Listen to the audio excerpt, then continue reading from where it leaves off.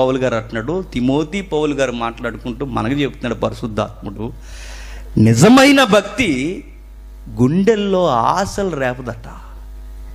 నిజమైన భక్తి తృప్తిగా బతకడం నేర్పిస్తుందట. మరొక మాట చెప్పనా, ఉన్నదానిలో చెప్పండి ఆనందంగా బతకడం నిజమైన భక్తి నేర్పిస్తుందట. ఇప్పుడు నేను అడుగుతున్నాను డైరెక్ట్గా, మీరు ప్రభు అయిన యేసుక్రీస్తు వారు నమ్ముకొని ఎన్ని సంవత్సరాలు అయిందో నాకు తెలియదు, కానీ ఇన్ని సంవత్సరాల్లో మీ ప్రార్థనలో, మీ ఆలోచనలో ప్రభువు దగ్గరకు వచ్చిన తర్వాత మీకు ఆశలు పెరిగాయా? ఉన్నది మాకున్నది చాలు ప్రభువా, ఇప్పటికే మేము బ్రతుకుండి గుప్పడి మెతుకులు తింటున్నావంటే అది నీ కృపయ్య అని చెప్పి బతికేలా నువ్వు బతుకుతున్నావా? నువ్వు చెక్ చేసుకోవాలి. ప్రభువు దగ్గరకు వచ్చిన తర్వాత ఈరోజు ఏమున్నాయి చూడండి. బోధలు కూడా ఎలా ఉన్నాయి? మీ కారు ఇస్తాడు, మీకు ఇల్లు ఇస్తాడు, ఇంకా మీ అప్పులు తీసేస్తాడు, ఇంకా ఎక్సెట్రా ఎక్సెట్రా ఎక్సెట్రా. ఇవే లాభ సంబంధమైన మాటలే తప్ప ఇవ్వడని నేను అంటలా. దేవుడు మనకి విశ్వాసులుగా ఏ టైంకి ఏం కావాలో మనకి ఇవ్వగలడు, కానీ బోధ మాత్రం లాభాల కొరకు ఉండకూడదు. మనకి ఏం చెబుతున్నాం, ఏమింటున్నాం? మన భక్తి రోజు రోజుకి మనకు ఆశలు పెంచుతుందా? రోజు రోజుకి ఉన్న దానితో ప్రభువా చాలయ్యా అని తృప్తిగా మనం బతికేస్తున్నామా? నీకు ఈ మాట బాగా అర్థం కావాలంటే ఒకసారి ఆ మాట చూసి అక్కడికి వెళదాం. సంతుష్టి సహితమైన దైవభక్తి గొప్ప లాభ సాధనమై ఉన్నది. సాధనం అన్నాడు. సాధనం అంటే ప్రాక్టీస్.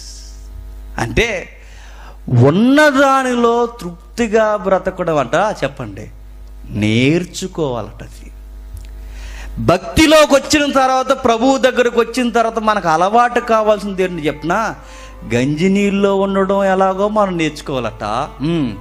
మంచిగా కొంచెం ఆహారం ఉన్నప్పుడు ఎలా ఉండాలో మనం నేర్చుకోవాలట. ఏమున్నా ఏమి లేకపోయినా ఒకేలా ఉండడం మనం నేర్చుకోవాలట. భక్తిలో ఉన్నవాడి గుర్తు ఏంటంటే ఎప్పుడు ఒకేలా బతకడం. ఇదే మాట రాసిన పౌలు గారు కొంచెం వివరించి మరొక పత్రికలో రాశాడు. జైల్లో ఉండి, ఎక్కడుండి? జైల్లో ఉండి. చూద్దాం ఒకసారి ఫిలిప్పీలకు రాసిన పత్రిక 4వ అధ్యాయం చూద్దాం.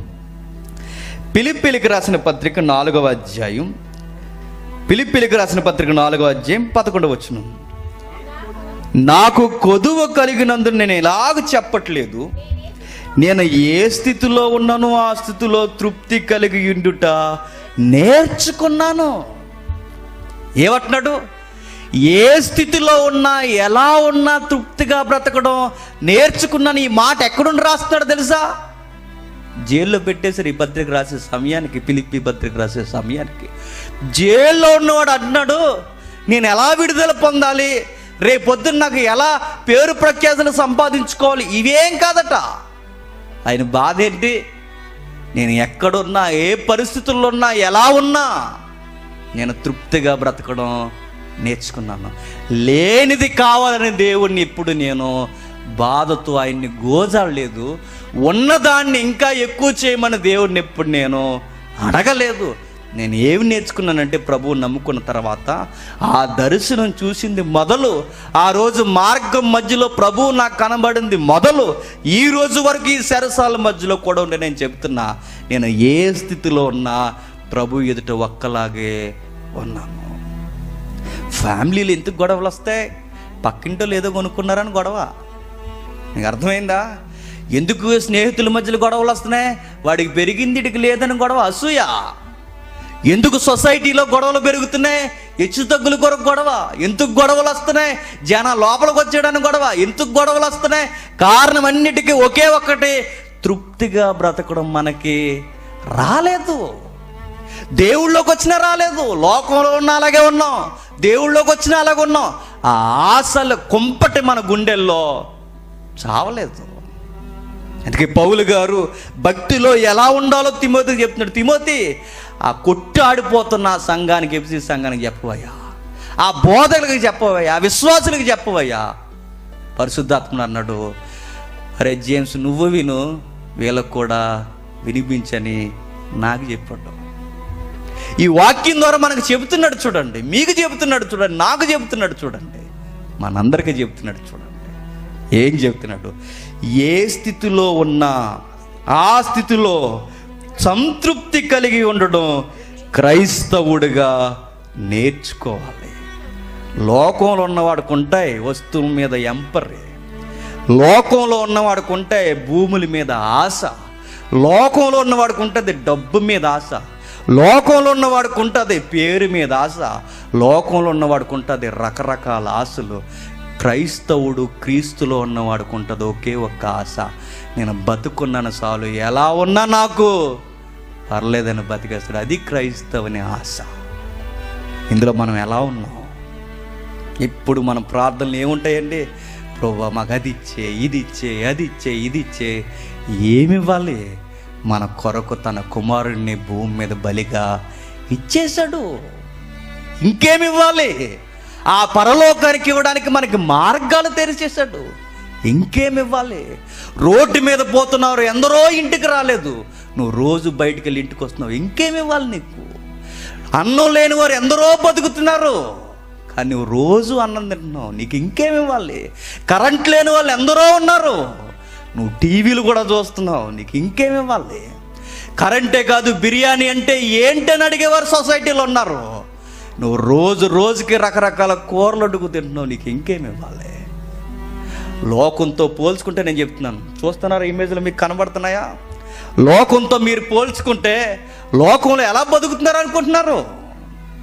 క్రైస్తవుడిగా మనకి సిగ్గు కలగాలి, దేవుని పిల్లలుగా మనకి బాధ కలగాలి. ఆయన ఎక్కడ తిట్టినాడు చూసారా? చూసుంటారు మీ ఫేస్బుక్లో, వాట్సాప్లో. పక్కన ఒక రోత వేయబడిన చూడండి, ఆ పక్కన అశుద్ధం, ఈ పక్కన రైస్ కలిపి తింటున్నాడు.